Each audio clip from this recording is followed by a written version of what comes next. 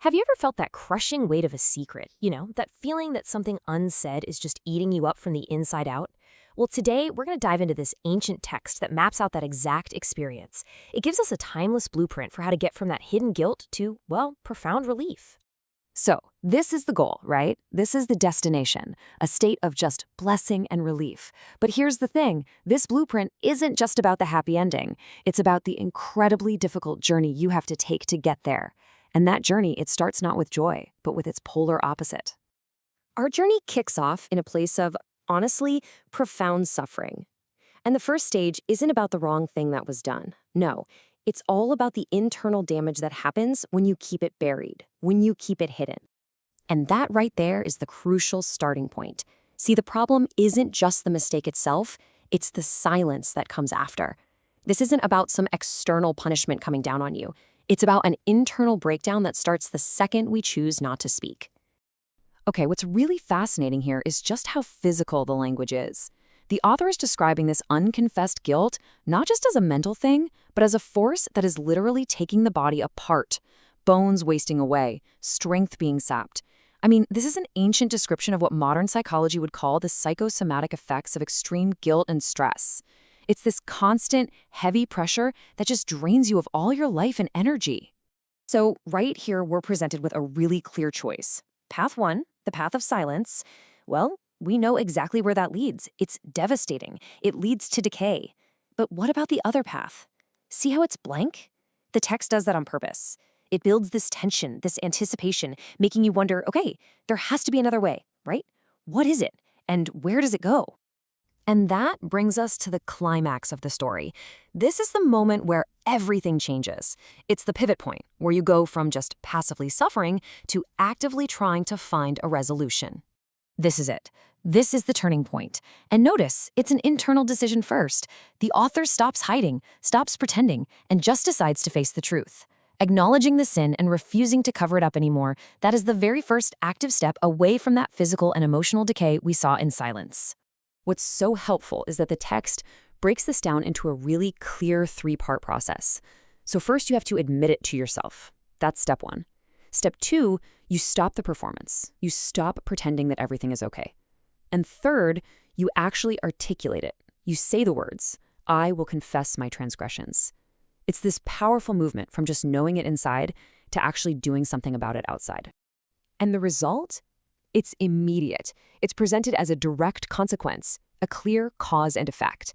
The moment confession happens, forgiveness follows. That heavy hand is lifted, not slowly over time, but right away, in direct response to the confession. It's crystal clear. Now, with that weight gone, the entire emotional landscape just transforms. The whole narrative shifts from the pain of silence to the profound relief and security that forgiveness brings. It's a whole new world. And here it is. This is the payoff. Remember that comparison from earlier? Now we see it completed. And the contrast, wow, it could not be more stark. One path leads to total physical and spiritual decay. The other leads to restoration and freedom. The choice and its consequences are laid out perfectly. And this just paints such a vivid picture of the new reality. The person who was once trapped inside their own head, groaning all day, is now in a hiding place, protected from trouble. The internal noise of guilt is totally replaced by the external sound of songs of deliverance. It's a complete 180, from an internal prison to an external sanctuary. So now that the journey from guilt to forgiveness is complete, the text changes its perspective. The speaker, having gone through this whole transformation, now starts offering up their experience as a lesson for the rest of us. The author becomes a guide. They're essentially saying, hey, listen, I've walked this path, I've seen both sides, and now I can show you the way. And the instruction isn't some abstract theory, it's born from intense, raw, personal experience, which just makes it so much more powerful. And this presents us with a really fundamental choice in how we're going to live our lives. We can be wise, we can learn willingly from someone else's experience, or we can be like a stubborn horse or a mule that has no understanding and has to be forced onto the right path with a bit and bridle. It's a choice between willing wisdom and forced correction. This table pretty much sums up the entire lesson. It all boils down to two destinies.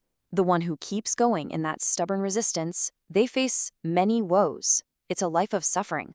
But the one who trusts this process, who chooses the path of confession and wisdom, they're surrounded by unfailing love and protection. It's the ultimate summary of those two paths we saw earlier. And the whole journey ends here. Not in some quiet, solitary relief, but in loud, communal joy. The final instruction is to rejoice and to sing. The freedom you find through this process isn't meant to be kept silent. No way. It's meant to be expressed, to be shared. So, let's wrap this up. The architecture is pretty clear, isn't it? Silence leads to decay. Confession, acknowledging, uncovering, and speaking, that's the game changer. That action leads directly to forgiveness, which brings this incredible security and joy. And true wisdom? It's just learning this lesson and choosing the path of openness without needing to be forced. This ancient map lays out such a powerful psychological and spiritual process, it really makes you think. It prompts us to look at our own lives. When we feel that heavy hand of guilt, which path are we choosing? Are we choosing the path of silence, or are we following this blueprint toward freedom?